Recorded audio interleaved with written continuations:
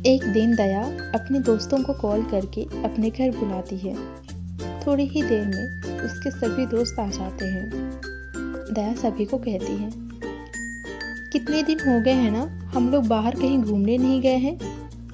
सभी कहते हैं, सही कहा दया तुमने, हम लोग बहुत दिन से कहीं गए नहीं हैं। फिर दया कहती, ठीक है, चलो हम लोग कल राजस्थान घूमने चलते हैं। सभी जाने के लिए मान जाते हैं। ये सभी बातें होने के बाद उसके सभी दोस्त अपने अपने घर चले जाते हैं। सुबह होते ही सभी लोग राजस्थान के लिए निकल जाते हैं। वो लोग राजस्थान पहुंच जाते हैं और वहां पर रुकने के लिए एक होटल में रूम बुक करते हैं। होटल पहुंचते ही दया अपने दोस्तों से कहती है, तुम लोग अपने रूम में चलो, मैं जेठालाल को इन्फॉर्म कर देती हूँ कि हम लोग राजस्थान ठीक से पहुंच गए हैं। सभी लोग अपने अपने रूम में चले जाते हैं। दया जेठालाल से बात करने के लिए होटल के बाहर चली जाती है, लेकिन वहां जाकर देखती है कि उसके सेल फोन पर नेटवर्क नहीं है। फिर वो होटल के मैनेजर के पास जाती है और कहती है, भैया मेरे सेल फोन में नेटवर्क नहीं दे रहा है, मुझे कॉल पर बात करनी है। तो मैनेजर उसे कहता है, मैम यहाँ पर फ़ोन की नेटवर्क नहीं रहती है, आप यहाँ के लैंडलाइन से बात कर लीजिए। दया वहाँ के लैंडलाइन से जेठालाल से बात करती है। जेठालाल से बात करने के बाद वो अपने कमरे में चली जाती है। कुछ देर बाद वो सभी फ्रेश होकर होटल के बाहर मिलते हैं। सभी शॉपिंग का प्लान बनाकर शॉपिंग करने के लिए बाहर चले जाते हैं। सभी लोग एक मॉल चले जाते हैं। वहाँ पर सभी अपना अपना सामान खरीदने के लिए इधर उधर चले जाते हैं। वहाँ पर दया को एक बहुत ही सुंदर जूती पसंद आती है। दया उस जूती को खरीद लेती है। सभी की शॉपिंग हो जाने के बाद वो सभी वापस होटल में आ जाते हैं। दया सभी को अपने कमरे पर बुलाती है और कहती है, मैंने एक बहुत ही सुंदर जूती ली है, ये देखो बहुत सुंदर है ना।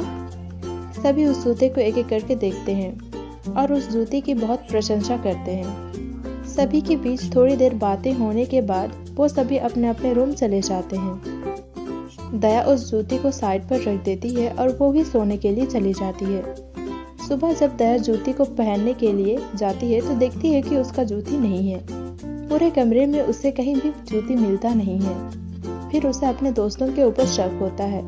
सभी को कॉल करके अपने रूम बुलाती है। सभी से पूछती है, मेरी जूती नहीं मिल रही है, क्या तुम सभी ने देखा है? सभी देखने से इनकार कर देते हैं। फिर दया सभी से एक एक करके पूछती है, तुम लोग मेरे रूम से जाने के बाद क्या कर रहे थे?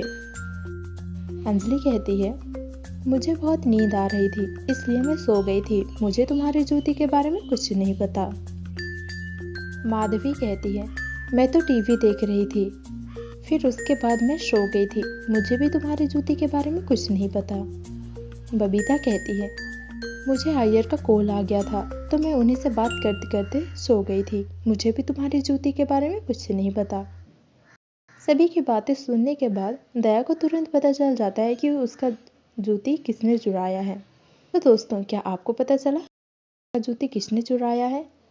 अगर आपको पता चला तो हमें नीचे कमेंट करके बताइए। आपके पास सोचने के लिए 10 सेकेंड का टाइम है। आपका समय शुरू होता है अब।